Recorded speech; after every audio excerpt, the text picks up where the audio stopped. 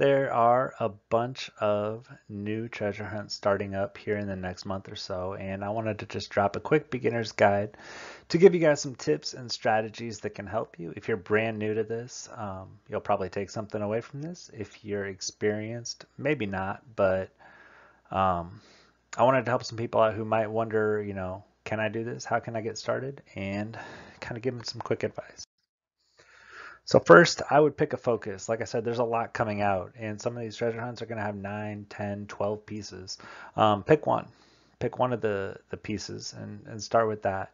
If you try and go too much at one time, I feel like it all bleeds together, and it's just really hard. The Secret is a good example. When I tried to look at all 9 of them that are left, my mind was spinning. I couldn't keep track of it. I had to zero in on one. Um, Kind of get my feet under me and then eventually kind of spread out and look at some of the other ones. Also, though, don't be afraid to switch it up. I think it's certainly possible to just kind of lock in and after a couple days on one puzzle, a couple evenings, an hour or two, you start to get stuck. You make up your mind about one thing or you've gone, way too far on one idea, and it can help to switch it up. Maybe just, don't look at it for a couple days, or look at a different puzzle and come back to it with a little bit of a fresh perspective.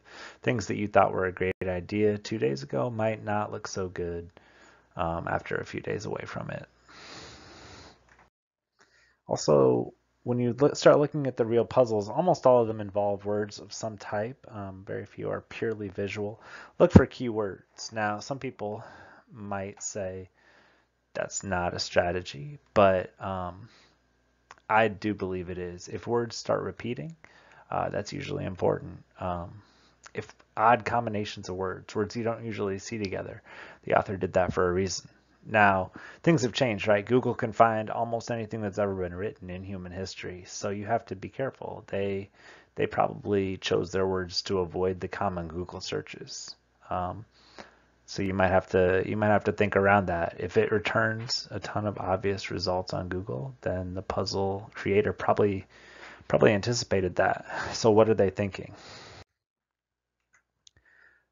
You should take phrases as a whole, but also take them as parts. Break them up, maybe somewhere that doesn't feel supernatural, right? Maybe it's like a poem, it's in different lines. What happens if you move the line breaks around?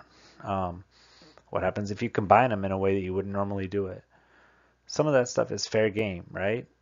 And it might lead to a breakthrough. I've solved some puzzles where if you just move a few things around, not even changing the order, but changing kind of the way you read it instead of the way you might naturally read it, all of a sudden things start to make a lot more sense. In the same sense, pay attention to punctuation. This, I teach middle school English, so I love examples like this. I like cooking my family and my pets, right? Those commas that are missing make a huge difference. One of them makes you sound like a complete psychopath, and one of them makes you sound like a really nice person that I'd like to hang out with, right? What happens if you add in punctuation or take it out? What does it do? Does it change the meaning? If so, you know, the author of the puzzle may very well have had that in mind. In the same regard, in some ways, you've got synonyms, homonyms, and homophones. So a synonym, words that mean the same thing, right? You look them up in a thesaurus, and this is a nice way that authors will use to get around the easy Google searches. And so you can use that to your advantage by guessing maybe what the word they used, what it might actually mean. I like to go, a couple down in the dictionary too. What does this word mean in a way that is not commonly used? Homonyms, if it says for, does that mean for the number, or does it mean for, like, do that for something? If it means two, could it mean the number two? They can slip those in, and I think a lot of times that's fair game. You have to know the puzzle creator. Some people use them a lot, and some people almost never do.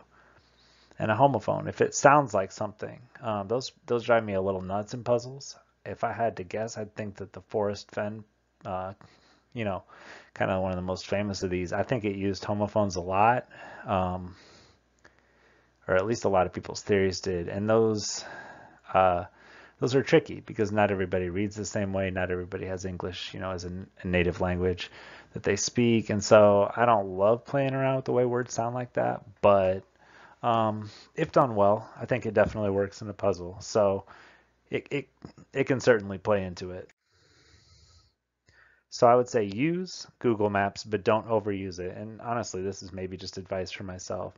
Um, I'll think that Google Maps is going to be what solves a puzzle for me. If I search up enough different places, if I look at the names of enough different lakes or streets, I'll finally get it.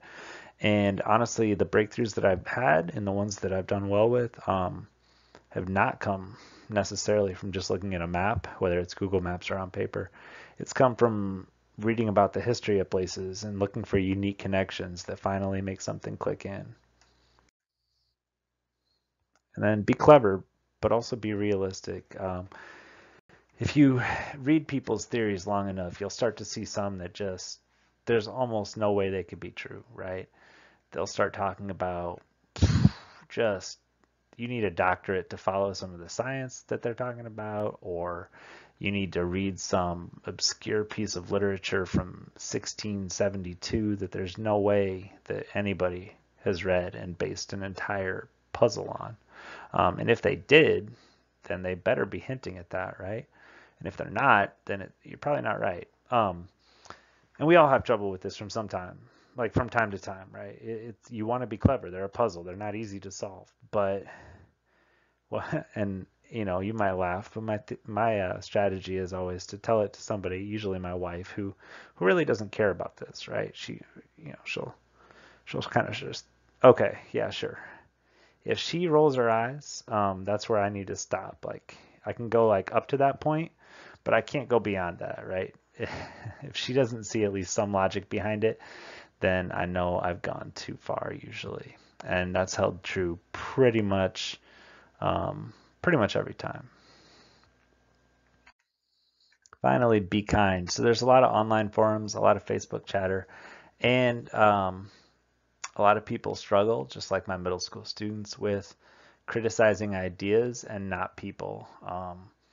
Some people believe very strongly that they are correct and that they're the only ones that could possibly be correct on some of these.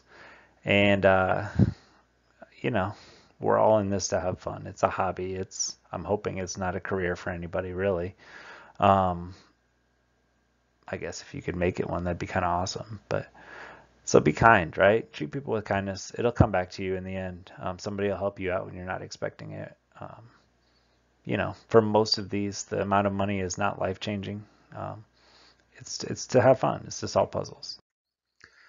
A couple examples that I hope can show you what I mean. Now, these are not stellar. They're not amazing, but I made them up, after a glass of wine on a Friday night. So hopefully they'll make some sense. So if you wanted to hint at Mount Rushmore, you could just say WJRL, Washington, Jefferson, Roosevelt, Lincoln.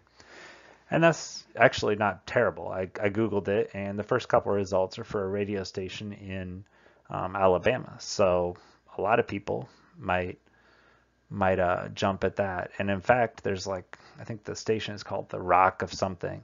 So if you put rock or stone in there, you might be able to distract some people. Now, pretty quick, that starts showing up related to Mount Rushmore, but it's a good way. It obscures it, but when somebody solves that, they're going to say, "Oh, yeah, that makes sense. It's not crazy, right?" And that's what I like about a good puzzle. When you hear the solution, it makes sense. You can see how they got there. You don't have to, you know, kind of wonder what in the world was that even supposed to mean. Like I said, it's not an amazing example, but it demonstrates kind of what we could be looking at. You could say seek four visages near the keys, right? Well, what does that mean? Well, you got four faces, and their address is officially Keystone, South Dakota. So, again, you kind of use some synonyms. You kind of obscure the town, and that would be what you're looking for, right? Not the best example. I'm not trying to say these are publishable by any means, but I'm trying to give some beginners just a look at how some of these might work and how you could describe the same place in a lot of different ways. You could say where Lincoln created Lincoln. So this guy named Lincoln Borglum, I think, he helped his dad, Gutzon, I don't know. He helped him create the monument, and Lincoln is on there. I'm guessing that that one would be a pretty easy clue, but if you did it with something that was a little bit less well known, you'd have kind of an interesting little setup for a puzzle there. You could say, look for faces in the shadowed heights. And if you kind of change that around a little bit, you get look for faces in the Black Hills. So you can see how you can play around with punctuation and homonyms and get a decent clue.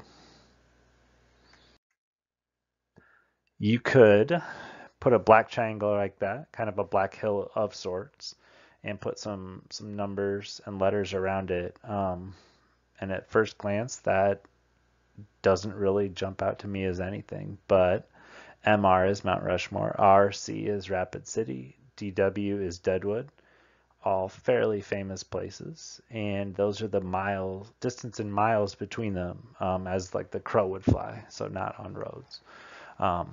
If I saw something like that, I'd probably start trying to make it some kind of code with the numbers and the letters, or maybe calculating what the angles would be if those were real distances or something like that. And that would lead me way off track. But when I saw the solution on a map eventually,